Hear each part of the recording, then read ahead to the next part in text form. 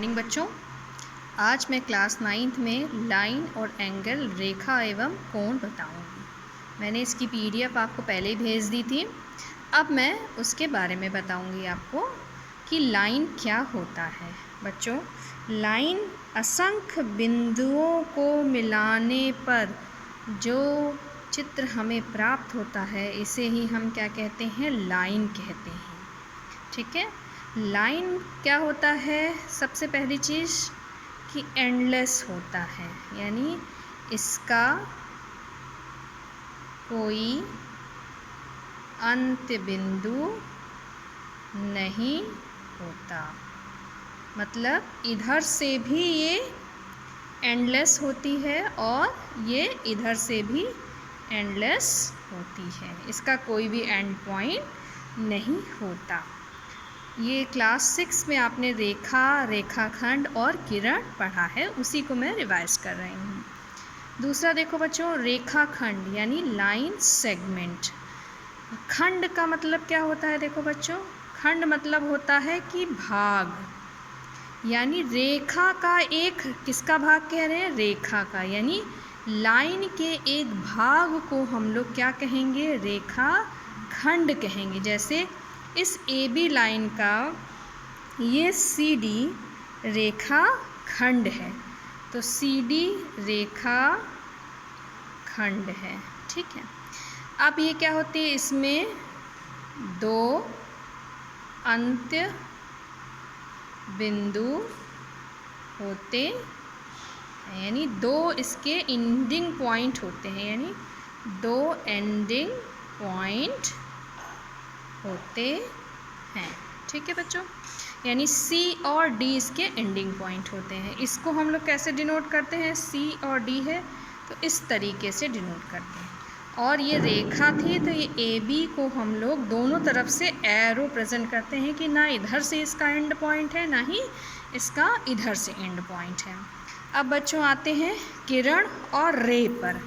किरण जैसे एक सूर्य होता है, ठीक है, ये आपका सन है।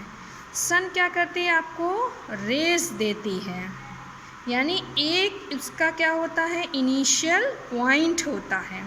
तो इसी तरीके से इसका एक एंड पॉइंट है। एंड के बजाय आप लोग इसको इनिशियल पॉइंट कह दीजिए, यानी स्टार्टिंग पॉइंट है। ठीक है। और एक हिस्सा क्या होता है? इसका एंडलेस होता है। ठीक है ना। यानी ये किरण कहाँ से किसको कहाँ तक पहुँचा रही है, ये हमें नहीं मालूम। जैसे कि सूर्य की किरणें कहाँ से कहाँ तक ले जा रही हैं, वो हमें नहीं पता है। इसलिए हम लोग मान लो कि ये A पॉइंट है, ये B पॉइंट है, तो किरण को हम लोग AB के रूप में लिखते हैं। समझ आ गया बच्चों? रेखा, रेखाखंड, किरण, दोनों में, तीनों में डिफरेंस। रेखा क्या होती है? दोनों तरफ एंडलेस होती है। और रेखाखंड क्या होता है? दोनों तरफ उसके बिंदु पता होते हैं क्योंकि वो एक हिस्सा है।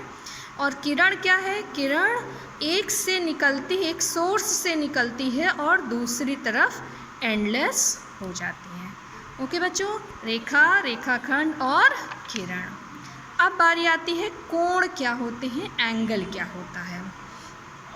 दो किरणों को अगर हम एक बिंदु पर मिला दें तो उनके बीच जो चीज़ डेवलप होती है, इसे ही हम लोग क्या कहते हैं? कोण और एंगल। ठीक है। ये A है, ये O है, B है। तो कोण को देखो बच्चों, लिखते कैसे हैं ये ध्यान रखना। AOB is correct. ठीक है। और OAB इज़ रॉन्ग और OBA इज़ रॉन्ग। क्यों रॉन्ग है? देखो, नंबर तो वही लिखे, अल्फ़ाबेट AOB लिखा है, OAB लिखा है और OBA लिखा हुआ है, लेकिन ये क्या है? सही यही है और ये दोनों गलत हैं। क्यों? क्योंकि जो बीच पर होता है, यानी दोनों जो किरणें हैं उनका जहाँ पर कोण डेवलप होता है, ये बीच वाला हिस्सा, वही हम यहाँ बीच पर लिखते हैं। उसी से ही पता चलता है कि किस अल्फ़ाबेट पर कोण बन रहा है। यहाँ पर देखो बच्चों, ए पर तो कोई कोण नहीं बन रहा है, बी पर कोई नहीं कोण बन रहा है, इसलिए बीच में ए और बी रखना गलत हो जाएगा। ठीक, अब देखो बच्चों कोणों के प्रकार। सबसे पहला होता है न्यून कोण या एक्यूट एंगल। आपको पता है 0 डिग्री से बड़ा 90 डिग्री से छोटा हो तो न्यून कोण यानी एक्यूट एंगल कहलाता है। अब बारी आती है अधिक कोण की, ऑब्ट्यूज एंगल। ये इसका चित्र हो गया। 90 डिग्री से बड़ा 180 डिग्री से छोटा हो तो अधिक कोण कहलाता है। अब बारी आती है समकोण की, राइट एंगल इसको कहते हैं। ऐसा कोण जो 90 डिग्री का हो वो समकोण कहलाता है। 90 डिग्री का है वो क्या कहलाएगा? समकोण कहलाएगा। ठीक है बच्चों, अब बारी आती है आपकी ऋजु कोण की। ऋजु कोण स्ट्रेट एंगल, यानी ऐसा कोण जो 180 डिग्री का हो तो ऋजु कोण कहलाता है। यानी पूरा पूरा एक पटरी रख दें तो जो कोण बनता है वही क्या कहलाता है? ऋजु कोण या स्ट्रेट एंगल कहलाता है। अब बारी आती है वृहत कोण की, यानी रिफ्लेक्स एंगल की। तो ऐसा कोण जो 180 से बड़ा तथा 360 से छोटा हो। 180 से बड़ा, देखो यहाँ पे अगर स्ट्रेट लाइन इसको हम कर दें ऐसे तो ये 180 से बड़ा हो गया, और ये पूरे सर्किल पूरा कितने का होता है? 360 का। तो 180 से बड़ा तथा 360 से छोटा हो तो ऐसे कोण को हम वृहत कोण या रिफ्लेक्स एंगल, और आपकी बुक में प्रतिवर्ती एंगल भी कहते हैं। प्रतिवर्ती एंगल बहुत कॉमन लैंग्वेज नहीं है, उसको वृहत कोण या रिफ्लेक्स एंगल कहते हैं।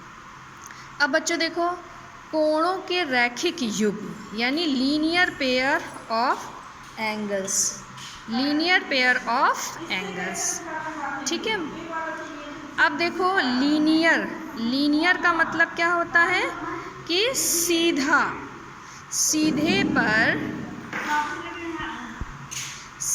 पर अगर कोई भी कोण खड़ा है, ठीक है, तो इसको हम कहते हैं लीनियर, यानी एक सीधी रेखा में जो कोण बनता है ये angle of pair of angle बन रहा है, यानी जोड़े बन रहे हैं। यहाँ पर भी एक कोण बन रहा है और यहाँ पर भी एक कोण बन रहा है, तो जोड़ा बन रहा है, इसलिए इसको हम लोग लीनियर पेयर ऑफ एंगल या कोणों के रैखिक युग्म कहते हैं। ठीक है, अब देखो नेक्स्ट आता है शीर्षाभिमुख कोण और वर्टिकली अपोजिट एंगल।